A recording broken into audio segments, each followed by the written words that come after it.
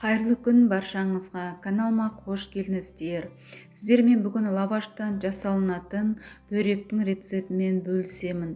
Өте дәмді, керемет болып шығады. Дастарханға холодный ретінде қойсаңыздар, өте керемет фаршпен сондай дәмді болып шығады. Жасап көріңіздер, жасап көруге кеңес беремін. Өте сәтті шығатын рецепттің бірі. Каналыма тіркеліп, подписка басып, қоңырауды басып, тіркеліп қойыңыздар. Видеоны соңына дейін қараңыздар.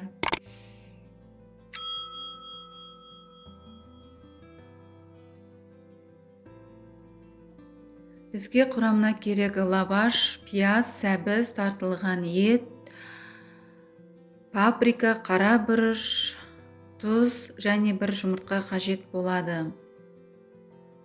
Алдымен біз пиязымызды екіге бөліп, жіңішкелеп майдалап, мантыға турағандай турап дайындап алатын боламыз.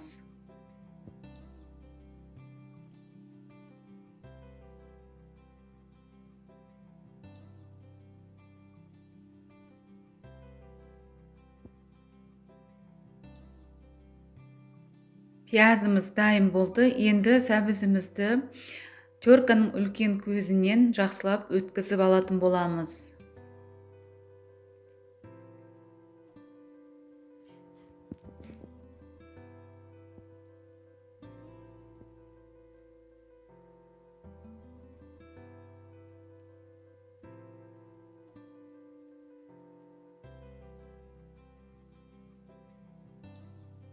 Сәбізіміз де дайын болды. Енді табамызды қыздырып, майымызды құйып, пиязымызды салып қуыратын боламыз.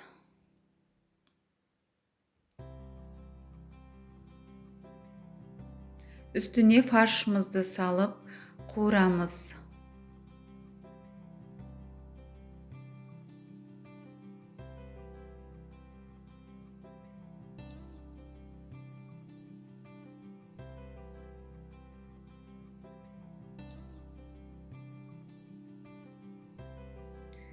Енді үстіне қара бұрышымызды саламыз.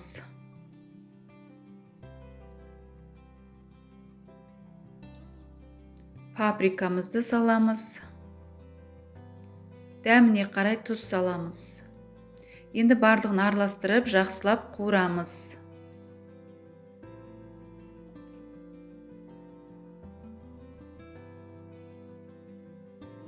Үстіне сәбізімізді саламыз. Сәбізімізді салып, барлығын араластырып, жақсылап қуырамыз.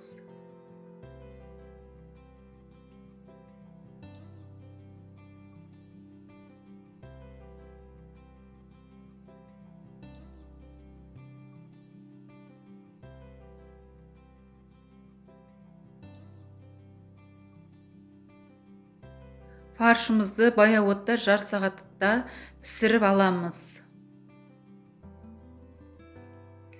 Енді лавашымызды екіге бөліп, тағы да бір-біріне қосып, тағы да бір бөлеміз.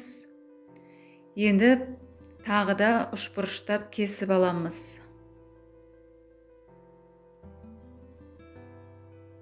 Осылай бізде бірнеше бөлік болады.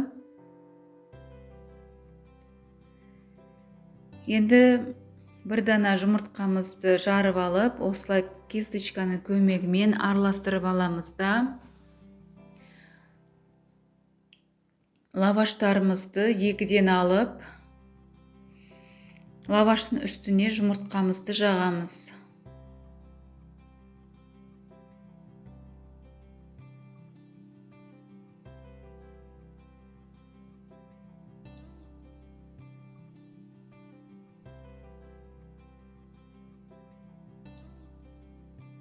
Бірін үстіне бірін қойып жабыстырамыз. Екінші жағына жұмыртқамызды жағамыз.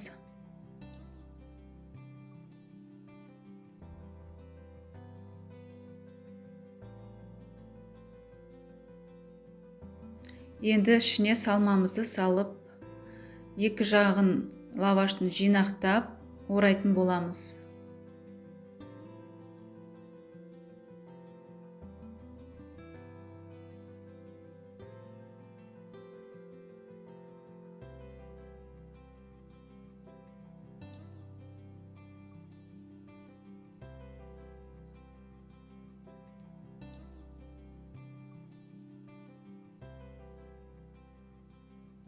Міне осындай әдемі болып оралынып шығады.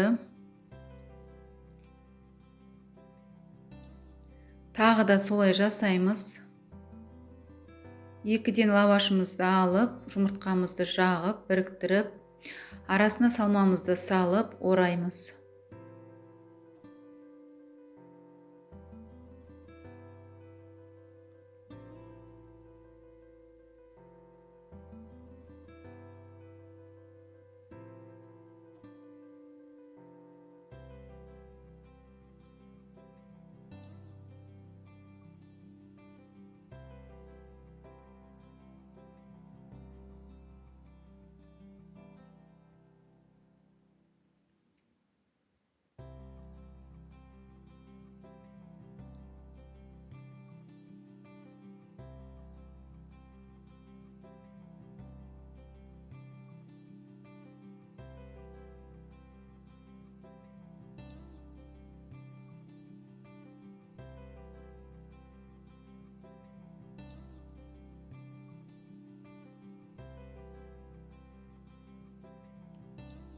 Міне осындай әдемі болып шықты.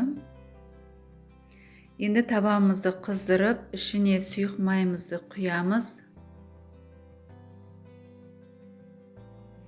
Қызды лаваштарымызды салып, екі жағын аударып, қызарғанша пісіріп аламыз. Тез-тез піседі.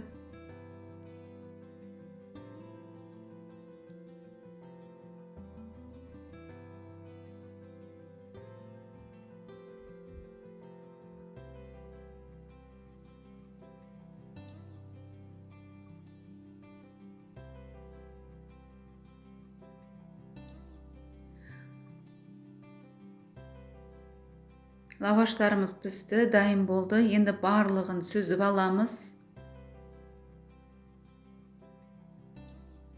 Міне біздің барлық лаваштарымыз пісті, дайын болды. Осындай фаршпен өте дәмді, керемет болып шығады. Жасап көріңіздер, жасап көруге кеңес беремін. Өте дәмді болып шығады. Тағы да дәмді тағамдардың рецепттері шығады. Видеоны жіберіп алмай көріңіздер, каналыма тіркеліп алыңыздар. Өте дәмді болып осындай рецепттер, көп рецепттерім шығатын болады. Видеоны соңына дейін қарағандарыңыз үшін көп рахмет. Баршаңызға ас болсын. Сау болыңыздар.